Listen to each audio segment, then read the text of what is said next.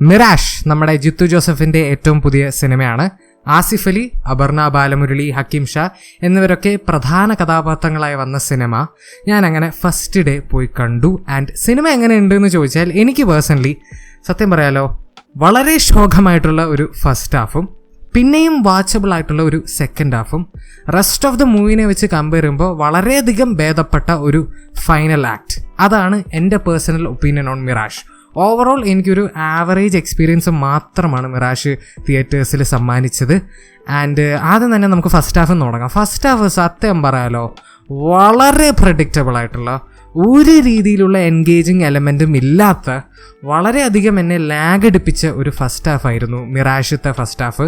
First half കഴിഞ്ഞപ്പോൾ സത്യം പറഞ്ഞാൽ ഞാൻ ഒരു പരുവത്തില്ല, എനിക്ക് സെക്കൻഡ് ഹാഫ് കാണാനുള്ള ഒരു രീതിയിലുള്ള ഇൻട്രസ്റ്റും ഉണ്ടായിരുന്നില്ല. പക്ഷേ സെക്കൻഡ് ഹാഫിലേക്ക് വരുമ്പോൾ സെക്കൻഡ് ഹാഫ് പിന്നെയും എനിക്ക് വാച്ചബിൾ ആയിട്ട് തോന്നി. അഥവാ കിടിലനായിരുന്നു എന്നല്ല ഞാൻ പറയുന്നത്, ഇറ്റ് വാസ് വാച്ചബിൾ, കണ്ടുകൊണ്ടിരിക്കാൻ പറ്റുമായിരുന്നു. പക്ഷേ എന്തൊക്കെ പറഞ്ഞാലും അവസാനത്തെ കുറച്ച് ട്വിസ്റ്റും പരിപാടികളൊക്കെ ഉണ്ട്, അത് എനിക്ക് നൈസായിട്ട് തോന്നി. അത് ഞാൻ ഒട്ടും പ്രതീക്ഷിച്ചില്ല, അത് അൺഎക്സ്പെക്റ്റഡ് ആയിരുന്നു. അതുകൊണ്ട് തന്നെ അതിലൊരു ഷോക്ക് വാല്യൂ ഉണ്ടായിരുന്നു. ഡെഫിനറ്റ്ലി അവസാനത്തെ കുറച്ച് മൊമെൻറ്റ്സ് ഈസിലി പടത്തിൽ തന്നെ ദ ബെസ്റ്റ് മൊമെൻറ്റ്സ് ആണെന്ന് എനിക്ക് പറയാൻ പറ്റും. ബട്ട് ആ അവസാനത്തെ കുറച്ച് മൊമെൻറ്റ്സ് മാറ്റി നിർത്തി കഴിഞ്ഞാൽ സത്യസന്ധമായി പറയാലോ ഈ പടത്തിൽ പിന്നെ ഒന്നുമില്ല എന്ന് പറഞ്ഞാൽ വളരെ പ്ലെയിൻ ആയിട്ടുള്ള ഒരു സിനിമയായിട്ടാണ് എനിക്ക് മിറാഷ് ഫീൽ ചെയ്തത്. ഒരു 80 to 90% പടം ഒരു രീതിയിലുള്ള ഇമ്പാക്റ്റും ക്രിയേറ്റ് ചെയ്തില്ല എന്നുള്ളതാണ് എൻ്റെ ഒരു പേഴ്സണൽ ഒപ്പീനിയൻ. പിന്നെ ഈ പടത്തിൽ കുറേ അധികം ഇഷ്യൂസ് ഉണ്ട്. ഫോർ എക്സാമ്പിൾ ക്യാരക്ടേഴ്സും അതുപോലെ കുറച്ച് പ്ലോട്ട് പോയിന്റുകളൊക്കെ സത്യം പറയാലോ എനിക്ക് ഒട്ടും കൺവിൻസിങ് ആയി തോന്നില്ല. അഥവാ കുറേ ഭാഗങ്ങളിൽ എനിക്ക് ഇതൊക്കെ ഇവന്മാർ ഇങ്ങനെ, ഇതൊക്കെ മനുഷ്യന്മാർ തന്നെയാണോ എന്നുള്ള ചോദ്യങ്ങളൊക്കെ എൻ്റെ മനസ്സിൽ വന്നിട്ടുണ്ടായിരുന്നു. അത്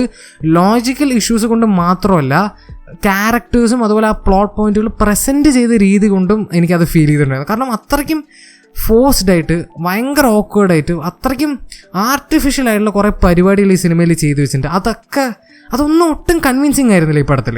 പിന്നെ പെർഫോമൻസുകളിലേക്ക് വരികയാണെങ്കിൽ എല്ലാവരും കിട്ടിയ റോള് ചെയ്തു, പക്ഷെ കൊടുത്ത ക്യാരക്ടേഴ്സ് തന്നെ ഒരുമാതിരി ക്യാരക്ടേഴ്സ് ആണെങ്കിൽ അവരുടെ പെർഫോമൻസ് എങ്ങനെയായിരിക്കും എന്ന് ഞാൻ പറയേണ്ട ആവശ്യമില്ലല്ലോ. അതുപോലെ മേക്കിങ്ങിൻ്റെ കാര്യത്തിൽ വരുമ്പോൾ വളരെ സാധാരണ മേക്കിംഗ്, നോർമൽ മേക്കിംഗ്. അഥവാ ഈ പടത്തിന് എന്താണോ ആവശ്യം അത് അവർ ചെയ്തു എന്നുള്ളതിൻ്റെ അപ്പുറത്തേക്ക് ഒന്നുമില്ല. അഥവാ പുതിയതായിട്ട് എന്തെങ്കിലും ചെയ്യാൻ ശ്രമിച്ചോ, നോട്ട് റിയലി എക്സ്ട്രാ ഓർഡിനറി ആയിട്ട് വല്ലതുണ്ടോ, അങ്ങനെയൊന്നുമില്ല. വളരെ സാധാരണ മേക്കിംഗ് സ്റ്റൈലായിട്ടാണ് എനിക്ക് ഫീൽ ചെയ്തത്. പിന്നെ മ്യൂസിക്കിലേക്ക് വരുമ്പോൾ മ്യൂസിക് വാസ് നൈസ്, കൊള്ളാം. പക്ഷെ എന്നാലും ചില ഭാഗങ്ങളിൽ എനിക്ക് സത്യം പറയാലോ ഭയങ്കര ഓവറായി ലൗഡ് ആവണ പോലെ ഫീൽ ചെയ്തു. അഥവാ ഒട്ടും ആവശ്യമില്ലാത്ത സ്ഥലങ്ങളിൽ കുറേത്, അത് കുറച്ച് ഭാഗങ്ങളിൽ ശരിക്കും അനോയിങ് ആയിട്ട് എനിക്ക് ഫീൽ ചെയ്തു.